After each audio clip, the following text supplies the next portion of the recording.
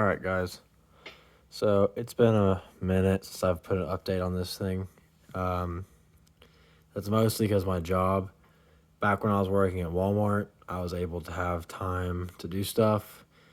Now I work about 60 hours a week. Um, that's why I've been doing shorts mostly instead of actual um, like videos of this thing.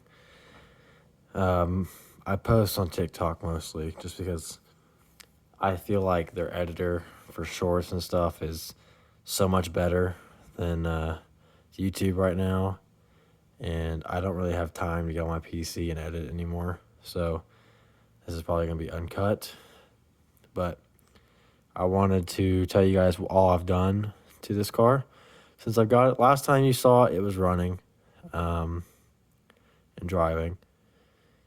Well, last time you guys saw it in an actual video. This is my 91 240SX, also known as an S13. It's a hatchback. I personally like the hatchbacks more. They look better. Um, so what I've done to this car, actually, no, I'll tell you what it came with first. All right. So it came with two sets of stock. So I have a total of 8 of those rims. Um, it came with Megan Racing coilovers. So the car's been lowered factory. It's so fucking hard to jack this thing up. It's not even funny.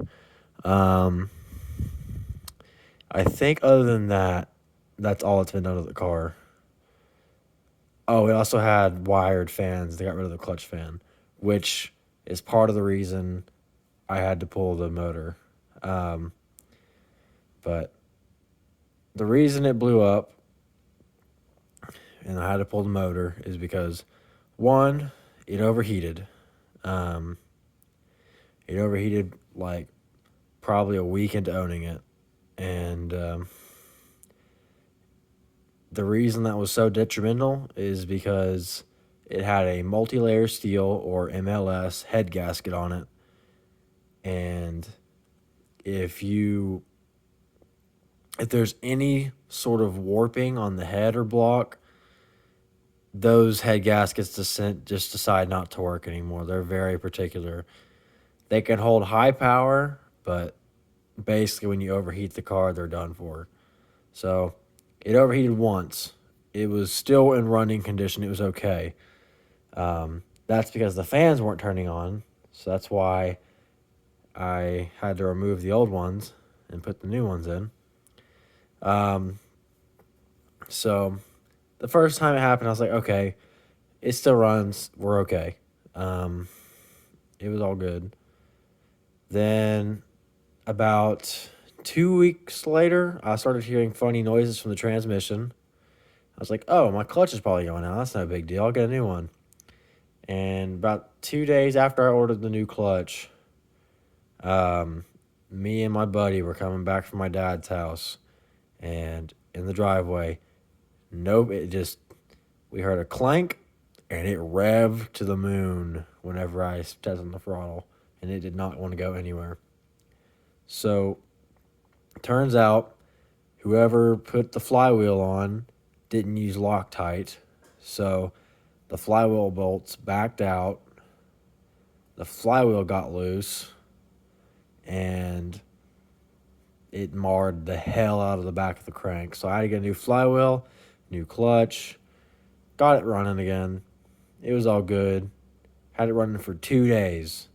Me and my buddy go on some back roads right before he's about to leave for the military. And as I'm coming back from his house, I go to park it where I was going to work on it. Went inside to grab some stuff. Was going to go move it.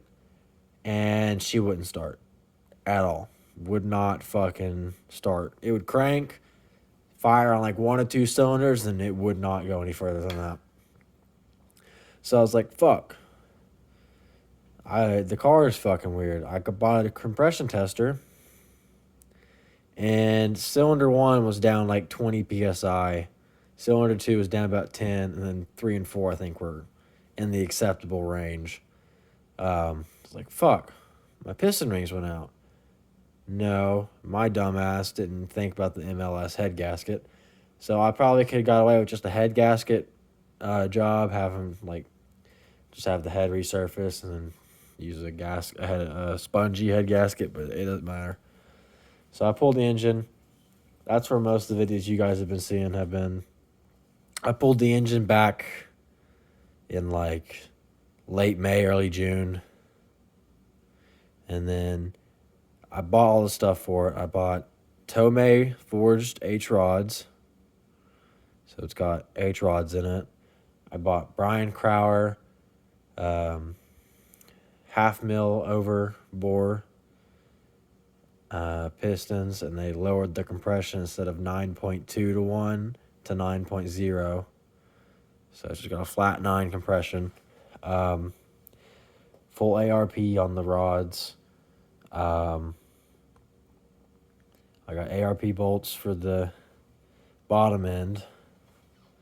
And then I got the head redone.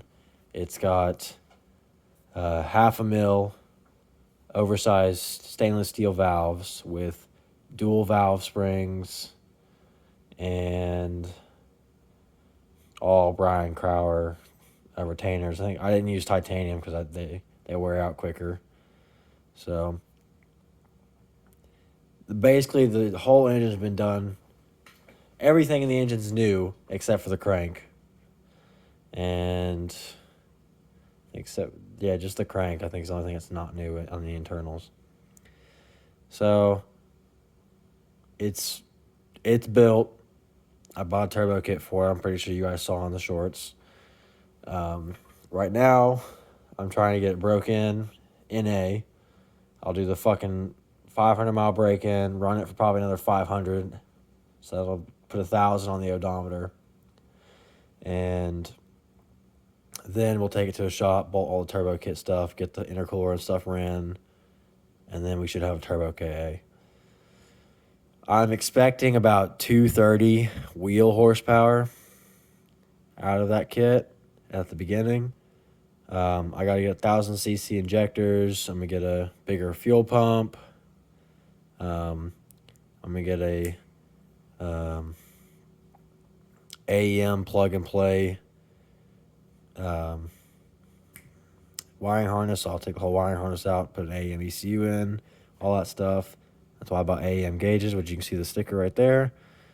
So we should be running about 350-ish wheel horsepower after everything's said and done. That's the goal. It's 350 wheel. I still need to buy an LSD for it. I need to... I've got 5-lug conversion kit from one of my work buddies. He gave me some Z32 brakes or R32. I can't remember which one they are. But I got a full set, I think. So I don't have 4 rotors and 4 I don't have 4 rotors or 4 hubs, but I've got 4 calipers. So I could swap both out for Z32 calipers. So it'll fucking stop. Let's see.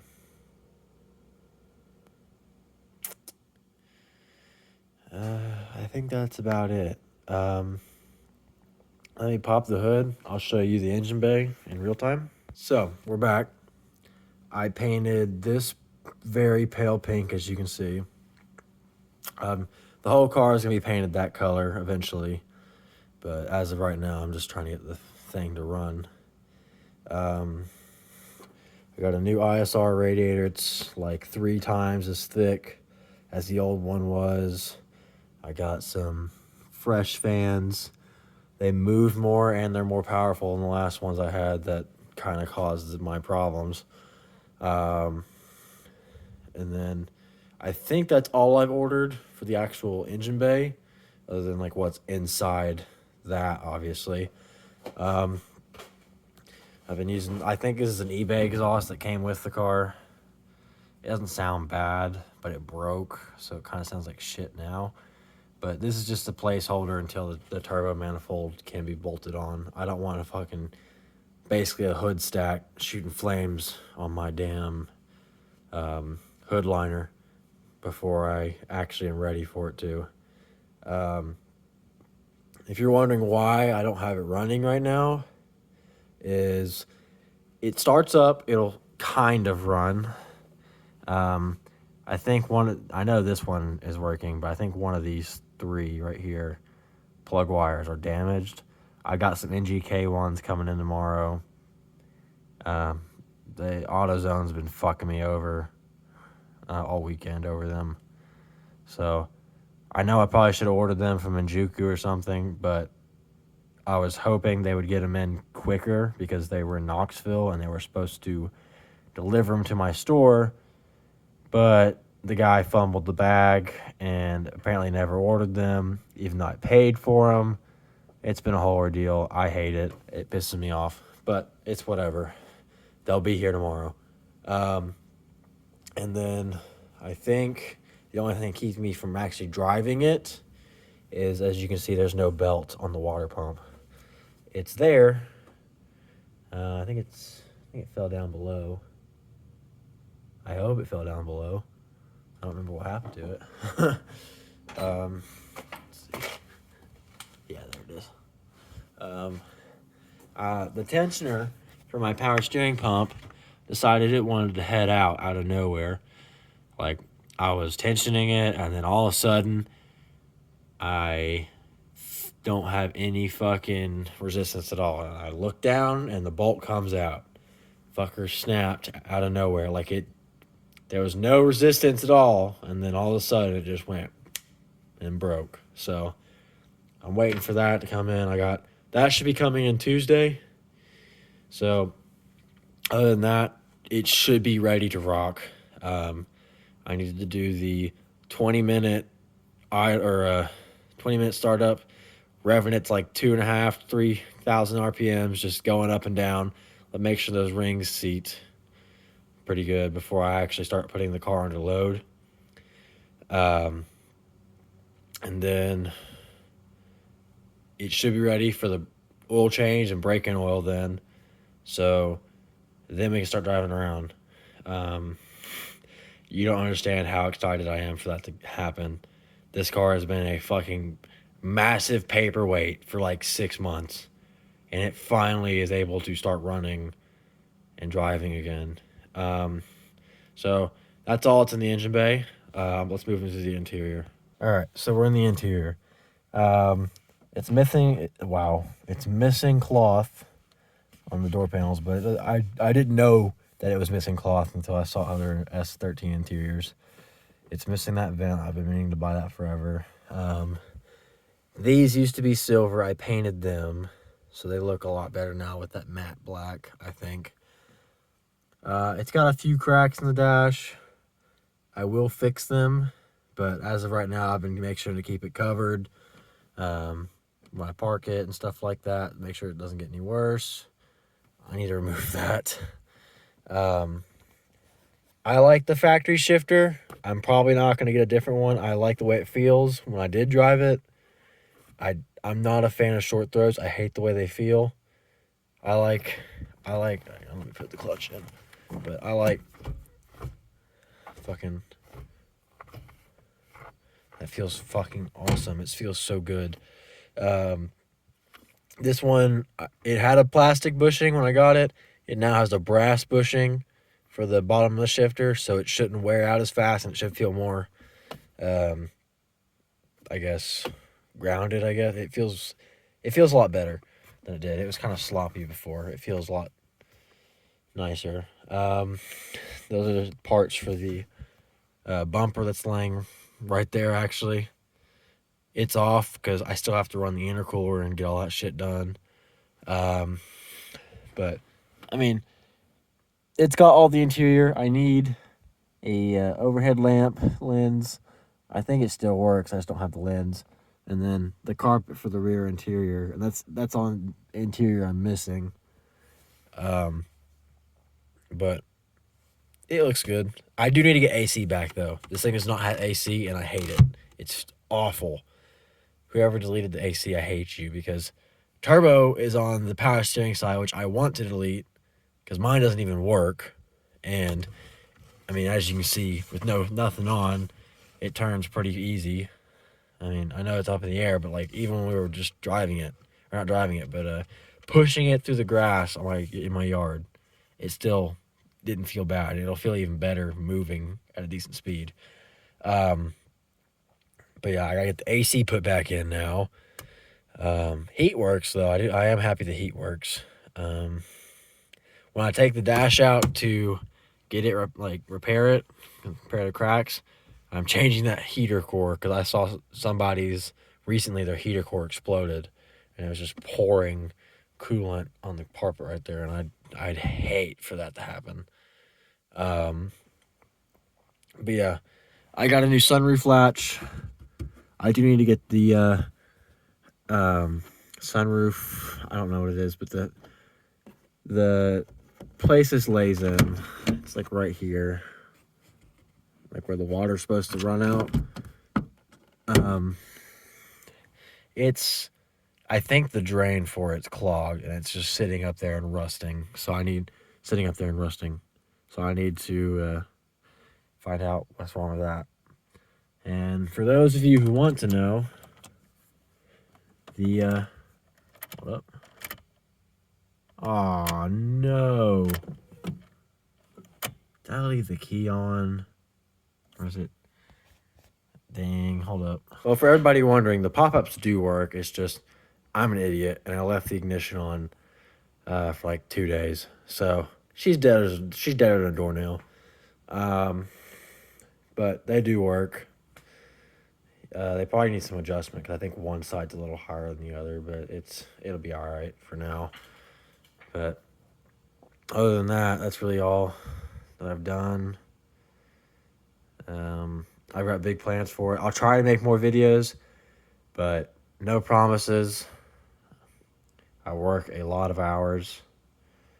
I do plan whenever this thing is running to bring it to my work and chop off that radiator support right there where those jack stands are holding on. Chop it right there because, dear God, Nissan was an idiot when they designed the frame on these cars because they are paper thin. That middle piece right there, I don't know if you can see it, but right there under my finger, that's supposed to be a jack point. I don't know if you can tell it or not, but it's bowing upwards. It's not supposed to do that. It's a common problem on these S chassis is when you jack it from that point, it bows it up and it throws off all your alignment up here. So common practice is to just chop it here, chop it there. I'm following Prism Mike's example, and probably going to use a 2x2 quarter-inch thick steel, chop it up about the same dimensions, make sure everything lines up, and then weld it in. So that way it'll be plenty strong, or it'll be strong enough to take anything I throw at it, and I don't have to worry about it. So, yeah, that might be a future video if I can get it to happen. So yeah, that's really about it for this car. I'll obviously take a video of it when I actually get it running. It sounds like shit right now because it has a huge exhaust leak, I think, where we welded it. But there's not much I can do about that. It's just temporary. I don't care. As long as it'll run long enough to do the break-in, I'm happy. I mean, I would like it to last 150,000 miles with a turbo. 150K is, I think that's a fair ask, I guess, fair demand, because I've dumped a lot of money in this fucking engine, and I've tried my best to be as careful as I can. But yeah, there's not much else to this car. I'll try to post updates. You'll probably see mostly shorts of this car. Like and subscribe. And please share the video. I'd be very thankful for that. I'm trying to get back in this without losing motivation. So, thank you guys. See you guys later. Peace.